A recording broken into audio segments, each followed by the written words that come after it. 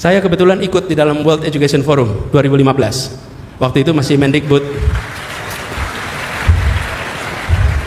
Bikin kesepakatan, ikut bikin kesepakatan, pulang reshuffle.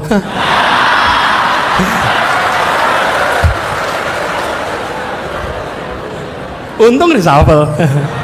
Iya. Pas jadi salah satu kesepakatan terpentingnya, teman-teman, salah satu kesepakatan terpenting adalah PAUD universal. Setiap anak minimal dapat 1 tahun pendidikan pra SD. Itu salah satu kesepakatan, dan Indonesia termasuk yang tanda tangan. Menterinya Anies Baswedan. Iya. Jadi waktu itu saya dorong tuh PAUD untuk didorong di mana-mana. Bagian dari komitmen kita untuk mengubah dunia. Bahwa bila mereka buruh kasar, ibunya juga, dan anaknya tidak punya kesempatan untuk pendidikan, bayangkan sebagai orang tua, dia akan melihat anaknya dan membayangkan anaknya akan mengalami hal yang sama di masa yang akan datang. Itulah sebabnya negara harus hadir. Itulah sebabnya sumber daya untuk pendidikan tidak boleh dikurangi, karena ini adalah eskalator sosial ekonomi. Jangan sampai sebagian dari kita sudah mendapatkan manfaat eskalator itu naik ke atas. Sesudah kita naik di atas, kita lupa saudara-saudara kita yang belum dapat kesempatan. Beberapa hari yang lalu saya menghadiri acara peresmian Masjid A'agim. Pas peresmian itu A'agim, kita ada semacam ngobrol lah.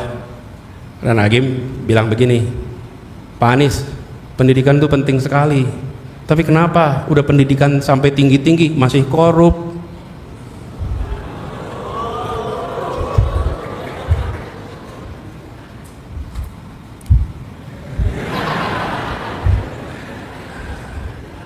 Ada yang cerita soal oplosan, ada yang apa lagi tuh? Apa? Oh, pagar, ya, sertifikat di atas air, dan macam-macamnya. Assalamualaikum warahmatullahi wabarakatuh.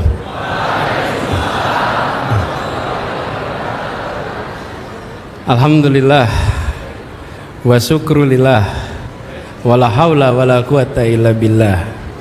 Allahumma sholli ala sayyidina Muhammad wa ala alihi wa ashabihi ajmain. Rabbi shrah li sadri wa yassir li amri wahlul 'uqdatam min lisani yafqahu qawli. Raditu billahi rabbah wa bil islami dinah wa bil muhammadin nabiyya wa rasulah. Rabbi zidni ilma warzuqni fahma. Amin. Amma ba'du.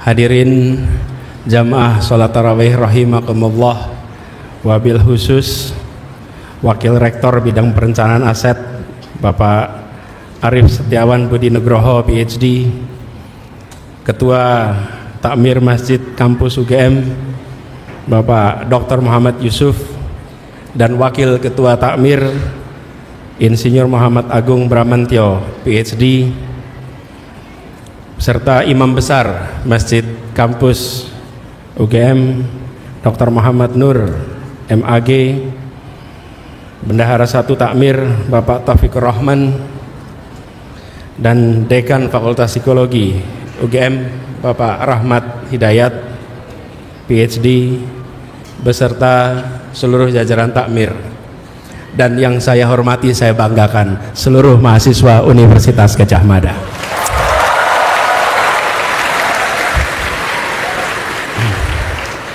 Ternyata hujan tidak menghentikan langkah, ya. Kalau cuman basah dihadapi, ya. Tadi pada saat sholat isya hujannya agak deras sampai dengan selesai sholat. Ini rupanya memang takmir tidak biasa pakai pawang, ya. Memang tidak biasa, tidak harusnya pakai pawang. Alhamdulillah kita semua berkumpul. Saya merasa bersyukur sekali bisa kembali ke Gadjah Mada. Ini bukan sekedar datang ke sebuah kampus, ini kembali ke kampung halaman.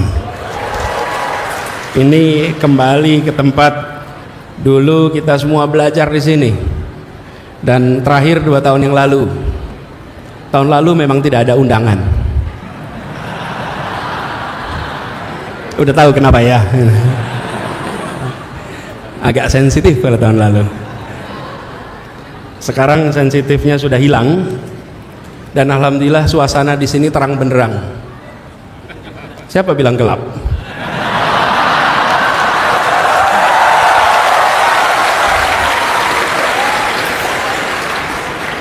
Ya. Katanya masjid kampus juga kena efisiensi. Kena ya efisiensi ya. Mudah-mudahan mahasiswanya tidak kena efisiensi. Bukan cuman amin, perjuangkan. Betul tidak? Ya.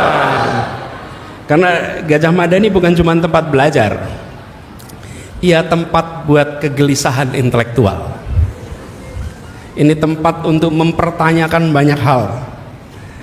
Ini tempat bukan sekedar ilmu dan angka-angka di teori, tapi ini adalah tempat menyalakan sinar semangat perjuangan untuk Indonesia yang lebih baik. Jadi karena itu kalau kembali ke Gajah Mada itu rasanya lain, dan ke tempat ini pun rasanya begitu.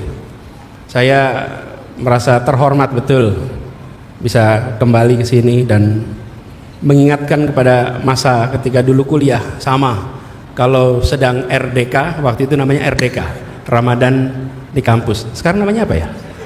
Masih sama. Ini sama. Kalau Ramadan di kampus kita datang dan pengen cepat-cepat dekat sama pembicaranya. Makanya nanti barisan-barisan ini jangan suka menghalangi kesempatan orang, biar ada kesetaraan kesempatan. Dulu saya ngalamin juga, suatu ketika ada diskusi, kita semua datang berdesak-desakan, ingin bisa tukar pikiran, mendengarkan, mendapat inspirasi. Dan alhamdulillah sekarang bertemu dengan adik-adik semua yang kalau boleh dikatakan sinar lampu ini kalah dengan sinar mata anak-anak cemerlang di tempat ini.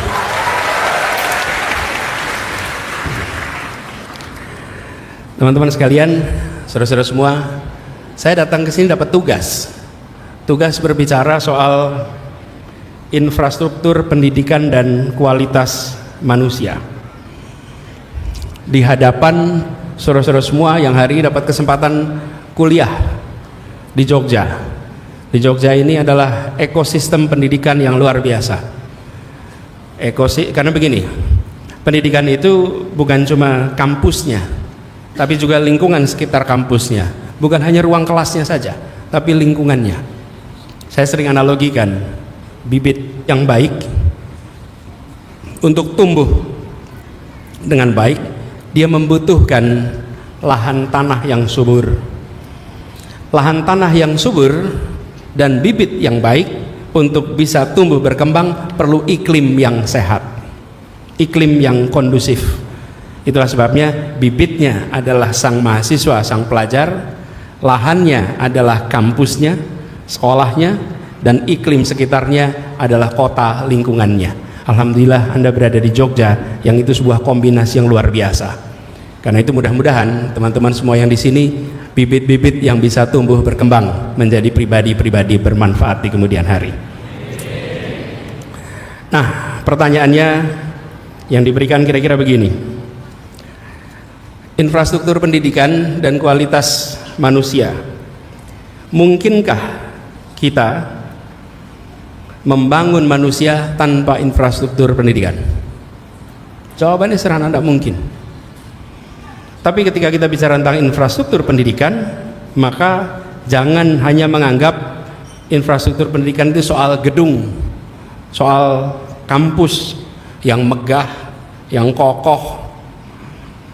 Ketika kita bicara tentang infrastruktur, kita bicara tentang ruang yang menumbuhkan pikiran, ruang yang memberikan kesempatan untuk mimpi-mimpi berkembang, tumbuh inspirasi.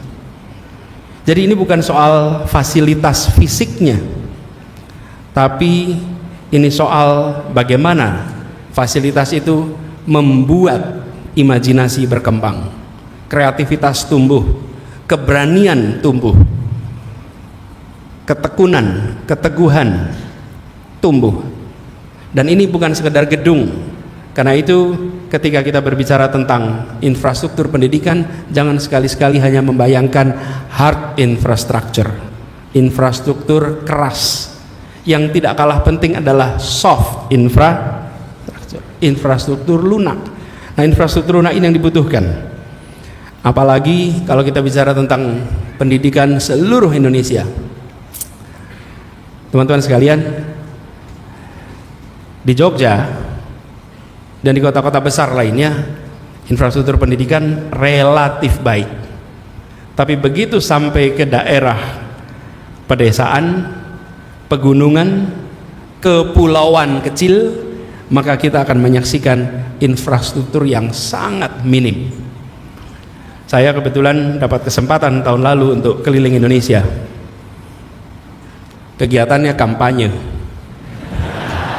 Kok iya kampanye, kegiatannya kampanye, cuman tidak boleh masuk kampus waktu itu. Kegiatan saya kampanye, tapi dapat keliling. Apa yang terjadi? Saya merasakan keliling itu ketimpangan infrastruktur yang luar biasa, dan ada ungkapan yang hampir ditemui di semua tempat. Paling aktif hadir dan menonjol di depan adalah ibu-ibu. Dan mereka selalu menyampaikan pesan yang konsisten dari satu tempat ke tempat lain. Sederhananya begini, Pak, anak saya pintar, bikin sekolah, beri beasiswa. Anak saya perlu pendidikan. Itu pesan konsisten dari satu tempat ke tempat lain, teman-teman sekalian. Dan ibu-ibu ini, mayoritas ibu-ibu yang mengatakan ini, itu di tempat-tempat yang minim infrastruktur pendidikan. Karena mereka tahu bahwa untuk bisa mengubah nasib masa depan keluarganya, anaknya harus dapat kesempatan pendidikan. Pendidikan adalah kunci, dan pendidikan adalah jalan menuju peningkatan kesejahteraan. Datang ke Gajah Mada, datang ke Jogja dari berbagai wilayah Indonesia untuk kuliah. Setelah kuliah, dia dapat kesempatan yang lebih baik. Makanya saya sering menyebut pendidikan tinggi itu eskalator sosial ekonomi. Kenapa disebut eskalator? Bedanya tangga dengan eskalator. Kalau tangga, kita harus menaiki tangga satu persatu. Kalau eskalator, tangga berjalan, kita naik di tangga itu tidak perlu mendaki, kita terbawa ke atas. Itulah eskalator. Dan pendidikan tinggi itu seperti eskalator sosial ekonomi. Masuk ke situ, terbawa ke atas. Nah, inilah imajinasi yang muncul di keluarga-keluarga di seluruh Indonesia. Saya sering membayangkan keluarga yang prasejahtera. Kalau mereka malam hari melihat anak-anaknya tidur, mungkin saja ayahnya bekerja sebagai pekerja buruh kasar, ibunya mungkin kerja buruh kasar. Tapi kalau dia lihat anaknya sedang tidur malam, sambil melihat si anak itu sambil bisa mengatakan begini, alhamdulillah anak saya sekolah, alhamdulillah anak saya sekolah berkualitas. Jadi dia bisa yakin bahwa insya Allah di masa depan anaknya tidak hidup seperti dirinya. Tapi bila mereka buruh kasar, ibunya juga, dan anaknya tidak punya kesempatan untuk pendidikan, bayangkan sebagai orang tua, dia akan melihat anaknya dan membayangkan anaknya akan mengalami hal yang sama di masa yang akan datang. Itulah sebabnya negara harus hadir. Itulah sebabnya sumber daya untuk pendidikan tidak boleh dikurangi.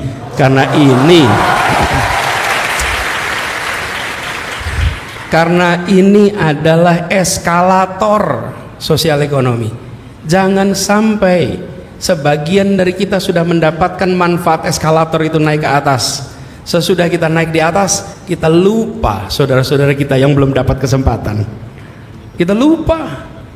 Saudara sekalian, yang hari ini duduk di kursi-kursi pengambil keputusan, saya bisa jamin mayoritas kakeknya, neneknya buta huruf. Cek aja. Yang hari ini pengambil keputusan, tanya, kakeknya dulu buta huruf tidak? Neneknya, saya hampir jamin ya. Karena saat Republik ini merdeka, 95% penduduk Republik ini buta huruf. Dan mayoritas kita waktu itu seperti itu. Pendidikanlah yang mengubah, pendidikanlah yang menaikkan kesempatan itu. Nah, di mana letak infrastruktur pendidikan? Infrastruktur pendidikan, kalau pendidikan itu dianggap jalan, maka infrastruktur pendidikan itu aspalnya, yang menghaluskannya. Nih, saya berikan penjelasan analoginya. Kalau ada jalan, tapi jalannya terjal, jalannya berbatu, jalannya penuh dengan hambatan, oke? Maka hanya mereka yang kuat yang bisa melewati jalan itu. Kuat secara apa? Kuat secara ekonomi, kuat secara sumber daya. Dia yang bisa melewati jalan itu. Nih, kalau ke jalan Kaliurang itu terjal, mendaki sampai ke atas sana, sebutlah dari Pakem naik ke atas itu mulai mendaki, maka hanya orang-orang yang terlatih dan punya sumber daya yang bisa menaikinya. Tapi kalau di situ dibuat jalan yang halus, yang rata, maka siapa saja akan bisa mendaki jalan itu. Itulah infrastruktur. Infrastruktur mensetarakan kesempatan. Sekarang bayangkan sekalian, kalau lulus SMA itu jumlahnya 3,7, 3,8 juta lulus SMA. Pertanyaannya, ini buat teman-teman semua di sini yang sudah pada kuliah, ini kan termasuk lulusan 3,7 juta kan? Ini lulus SMA semua di sini ya? Memastikan saja. Kalau UGM-nya belum lulus jelas, tapi insya Allah nanti dapat ijazah. Kalau lulus. Nah, teman-teman, 3,8, 3,7, 3,8 masuk SMA. Yang masuk SD berapa? Datanya sekitar 5, ada yang menyebut 5,5, 5,6 karena data statistiknya tidak konsisten satu sama lain. Sebutlah 5,5 biar gampang hitungnya. Masuk 5,5 SD kelas 1, lulus SMA 3,7. Jadi yang hilang di jalan berapa, teman-teman? Dulu tes masuk kan di sini. Jadi kalau 5,5 kurangi 3,8 dah. Jadi berapa? 1,7. 1,7 juta pernah SD kelas 1, tidak pernah SMA kelas 3. Oke, per tahun. Kalau itu dibiarkan berjalan tiap tahun, maka dalam 10 tahun ada 17 juta anak-anak kita yang pernah SD, tidak pernah SMA. Ini dari yang SMA 3,8 tadi, yang lulus kuliah 1,8 juta. Jadi bentuknya seperti piramid, saudara-saudara sekalian. SD-nya banyak, SMP makin sedikit, SMA makin sedikit, kuliah makin sedikit. Nah, ini harus dibereskan dengan infrastruktur pendidikan. Dari yang bentuknya piramid dibuat tegak lurus. Jumlah bangku SD harus sama dengan bangku SMP. Bangku SMP harus sama dengan bangku SMA, SMK, sehingga setiap anak masuk kelas 1, orang tuanya yakin dia bisa selesai kelas 12. Ini yang dibutuhkan di negeri ini. Bila itu dikerjakan, maka insya Allah kualitas manusia kita akan bisa menjadi kualitas yang setara dan kompetitif dengan bangsa-bangsa lain di Republik ini. Kuncinya di situ, teman-teman sekalian. Nah, inilah tantangan yang kita miliki, dan itu semua membutuhkan keseriusan. Tidak bisa dikerjakan sendirian. Untuk ini bisa dikerjakan, harus ada kemauan melihat pendidikan sebagai investasi. Pengeluaran untuk pendidikan jangan dipandang sebagai biaya. Kalau dipandang sebagai biaya, maka dia mudah dipotong, mudah dikurangi, karena pengurangan biaya. Kalau investasi, sesuatu yang dikeluarkan yang nanti akan memberikan hasil. Jadi kalau kita ngurangin investasi, ya besok juga hasilnya akan berkurang. Karena itu pandang ini sebagai investasi. Dalam situasi apapun, kualitas manusia harus nomor satu di dalam alokasi pembiayaan di Republik ini. Karena masa depan kita ditentukan itu. Nah, tapi pendidikan itu panjang. Prosesnya panjang. Dalam politik, seringkali pengambil keputusan inginnya membuat hal yang bisa difoto untuk pemilu berikutnya. Iya, inginnya dikerjakan cepat, sesegera mungkin, segera peletakan pertama, segera peresmian, supaya pada saat siklus pemilu berikutnya bisa ditunjukkan hasilnya. Dan itu memang boleh-boleh saja, tidak ada yang salah dengan itu. Kan memang kebijakan mau ditunjukkan pada publik, bukan? Tapi untuk urusan pembangunan manusia, waktunya tidak bisa 5 tahunan. Tidak bisa. Kalau ekonomi, infrastruktur bisa. Bikin jembatan 1 tahun selesai. Bikin gedung 1,5 tahun selesai. Gelanggang mahasiswa itu cepat selesai. Pangling soalnya. Gelap juga ya di situ.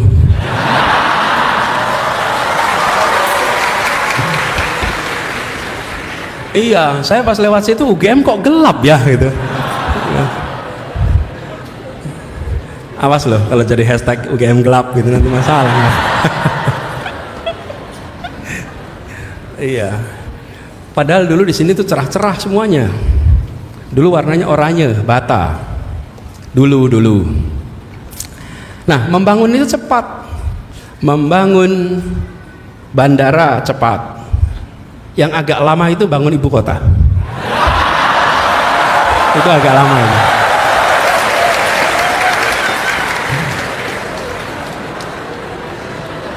Tapi sebetulnya kalau di Jogja ini kita punya pengalaman. Hanya Bandung Bondowoso yang bisa membangun Prambanan dalam 1 malam. Kalau masih ada Bandung Bondowoso pasti jadi kontraktornya IKN itu. Selesai dalam 1 tahun ya, semalam ya.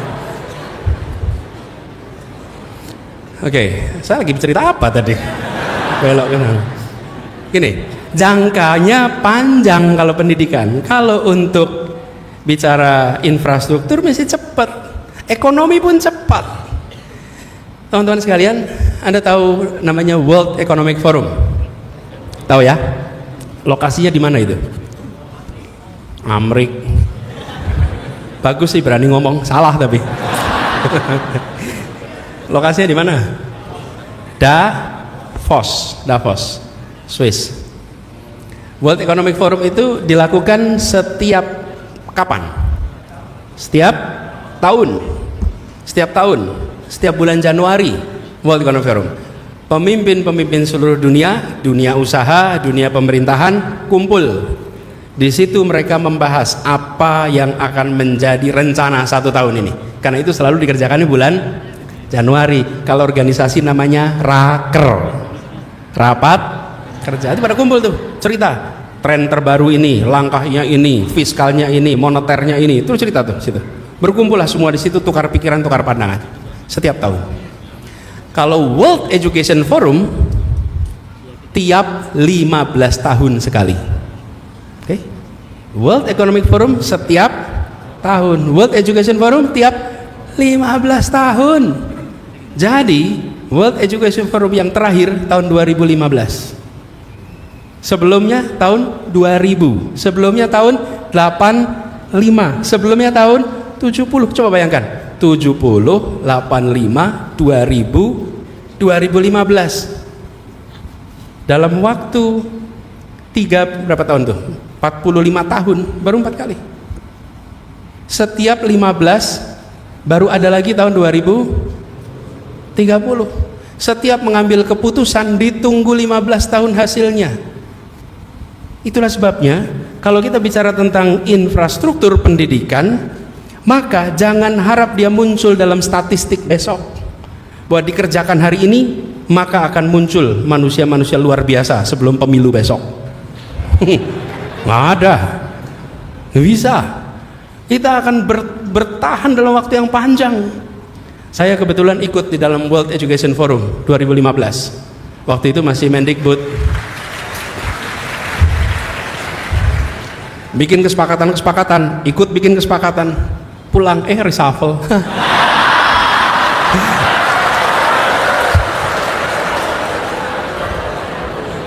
Untung reshuffle. Iya. Pas jadi salah satu kesepakatan terpentingnya, teman-teman, salah satu kesepakatan terpenting adalah PAUD universal. Setiap anak minimal dapat 1 tahun pendidikan pra SD. Itu salah satu kesepakatan, dan Indonesia termasuk yang tanda tangan. Menterinya Anies Baswedan. Iya. Jadi waktu itu saya dorong tuh PAUD untuk didorong di mana-mana. Bagian dari komitmen kita untuk mengubah dunia, bahwa seluruh dunia akan ketemu lagi 2030 lapor. Tiap negara lapor tuh nanti. Berapa capaiannya? Harusnya udah universal. Nah, karena pindah posisi, jadi saya kerjakannya di Jakarta. Dan di Jakarta sekarang alhamdulillah 1 anak dapat kesempatan 1 tahun untuk PAUD sebelum masuk SD. Digenjot tuh PAUD. Karena pendidikan PAUD ini yang paling penting, saudara-saudara sekalian. Jadi kalau bicara infrastruktur pendidikan, tadi saya ceritakan, ini perlu ditegakkan. Betul ya, piramidnya tuh tegak. Jangan lupa sebelumnya ada pendidikan PAUD. Dan PAUD ini itu pendidikan yang terpenting. Pendidikan pra SD itu pendidikan yang terpenting. Walaupun sekarang sudah masuk fakultas dan jurusan yang sangat susah seleksinya, lebih penting pendidikan PAUD-nya. Beberapa hari yang lalu saya menghadiri acara peresmian Masjid A'agim. Pas peresmian itu A'agim, kita ada semacam ngobrol lah. Dan A'agim bilang begini, Pak Anies, pendidikan itu penting sekali, tapi kenapa udah pendidikan sampai tinggi-tinggi masih korup?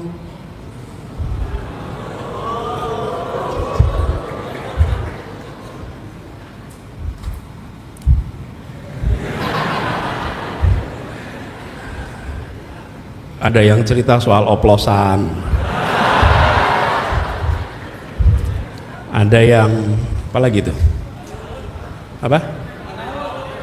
Oh, pagar, ya, sertifikat di atas air, dan macam-macamnya. Terus beliau tanya, gimana ini Pak? Pendidikannya sudah tinggi-tinggi, masih tetap korup. Jadi jawaban saya waktu itu, Agim, sebenarnya masalah ini bukan terkait dengan tingkat pendidikan tinggi. Justru problemnya di pendidikan pra SD. Disitulah kita diajari apakah barang itu milik kita atau bukan, mana barang milik kita, mana bukan milik kita. Seringkali kita tidak memiliki kesadaran itu. Ini punya saya atau bukan, barang ini punya saya atau bukan. Itu diajarinya waktu TK. Di situ diajari bercerita, berkata jujur, diajarinya saat TK. Itu ingat ya, zaman TK dulu seringkali dibisikin kuping kiri kuping kanan itu. Kan disampaikan sesuatu, kemudian dari satu muter gitu. Kan dipastikan bahwa ternyata bisik-bisik kuping itu sampai. Itu lagi ngajari kejujuran, diajarin kuping kiri masuk, keluar, sampaikan kepada teman yang satunya, terus muter.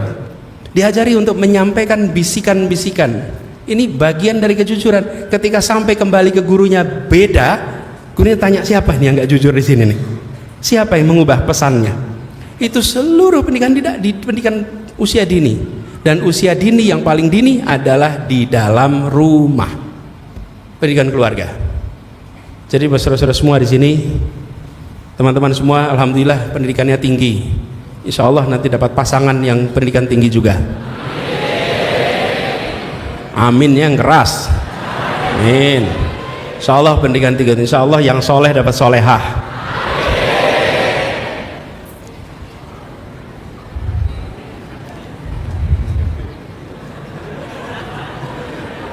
Mau nggak ini yang mahasiswa ini? Mau nggak dapat mahasiswa yang pinter?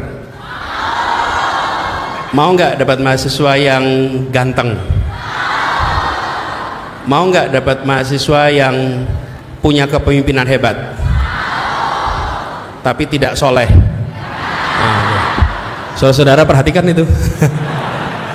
Aspirasinya, walaupun pinter, walaupun ini, begitu pertanyaan terakhir, mau nggak kalau nggak soleh? Nggak mau.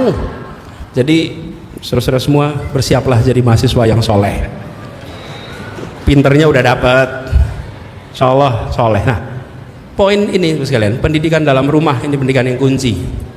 Pendidikan kunci di dalam rumah, ibu bapak, pendidik terpenting yang paling tidak tersiapkan namanya orang tua. Itu pendidik terpenting yang paling tidak tersiapkan. Karena itu saudara-saudara sekalian di sini, saya berharap saudara-saudara nantinya bisa menyiapkan diri untuk menjadi orang tua pendidik yang baik. Nah, meneruskan soal infrastruktur tadi, kita harus membangun lebih banyak PAUD TK di seluruh Indonesia. Dan itu artinya investasi, itu artinya alokasi. Jadi jangan sampai pengeluaran kita untuk pendidikan justru menurun, karena dampaknya nanti kita akan rasakan 10-15 tahun yang akan datang. Nah, itu sebabnya kenapa banyak di dalam pengambil keputusan seringkali berani menomorduakan pendidikan, karena dampaknya tidak terlihat hari ini. Tapi kalau dampaknya terlihat hari ini, maka reaksi akan cepat. Bagi yang sudah berada di dalam sistem pendidikan, teman-teman bisa berteriak kalau anggarannya kurang. Misalnya UKT naik, setuju tidak? Kalau nggak setuju terus apa? Terus nggak kuliah gitu? Ya Anda kan protes, bukan? Nah, kalau kebijakan itu menyangkut yang sudah berada dalam sistem pendidikan, Anda akan bereaksi. Tapi ketika kebijakan menyangkut yang belum dalam sistem pendidikan, mereka tertinggal, tidak bisa bereaksi.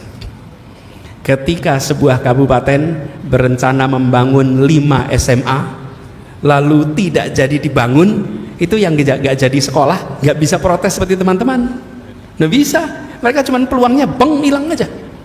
Itu yang saya maksud, bahwa bila tidak dianggap ini investasi, ongkos politiknya murah, nggak ada protes. Naikin UKT itu ongkos politiknya mahal, karena mahasiswa di mana-mana protes. Kalau memotong beasiswa, mahasiswa protes. Kenapa? Karena sudah berada di dalam sistem pendidikan. Bila dikurangi, bereaksi. Tapi yang masih di luar, sementara yang membutuhkan bantuan adalah mereka yang berada di luar sistem pendidikan.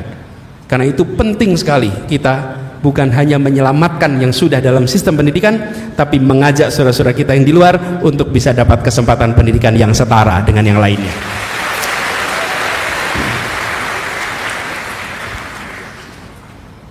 Jadi saudara-saudara sekalian, kita berharap mudah-mudahan dalam jangka pendek ini tidak ada pengurangan,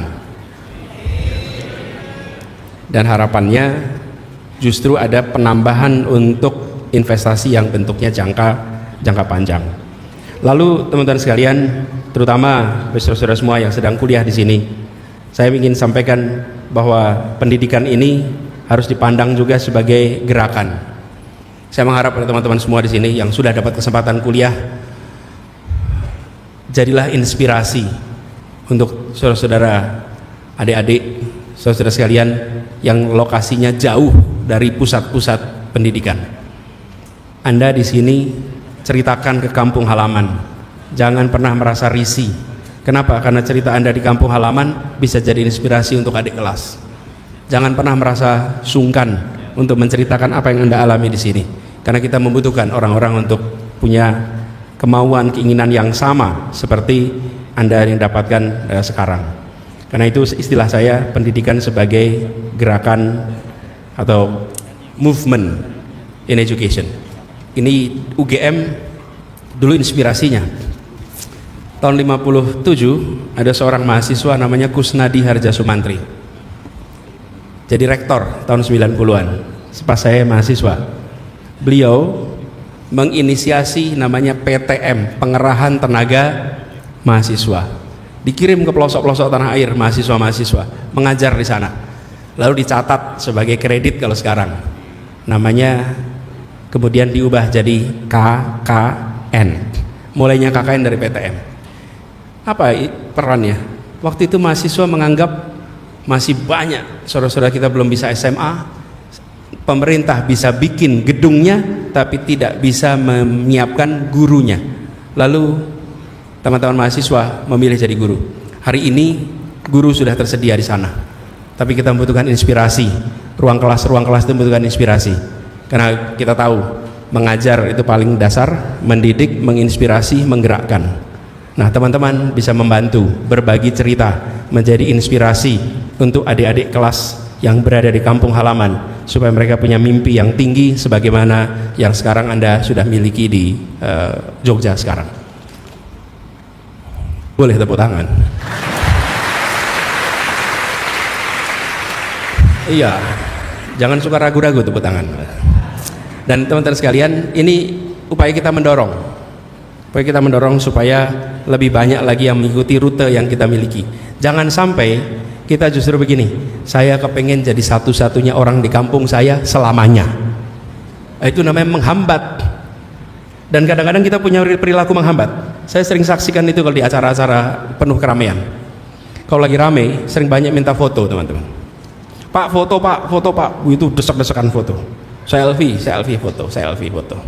Dan kalau udah desak-desakan foto, kira-kira beberapa waktu nanti akan ada yang bilang, udah cukup, Pak Anies capek. Yang ngomong yang udah selfie. Kita itu sering punya begitu. Kalau kita udah dapat, kita nggak mikirin yang lain. Yang penting saya udah selfie. Habis itu Pak Anies capek, Pak belum. Sayanya nggak pernah ditanya. Siapa bilang saya capek? Dan kalau udah selfie gitu, kadang-kadang saya sering ambil HP-nya karena tidak semua orang tahu bagaimana meletakkan posisinya. Udah di sini saya ambil aja sering. Nah, seringkali saya ambil, saya pasang begitu pencet 10 detik. Masya Allah, masalah baru lagi itu menunggu 10 detik. Tapi pesannya adalah bagaimana kita yang sudah mendapatkan kesempatan membuka dan menginspirasi yang lain untuk punya kesempatan yang sama. Teman-teman sekalian,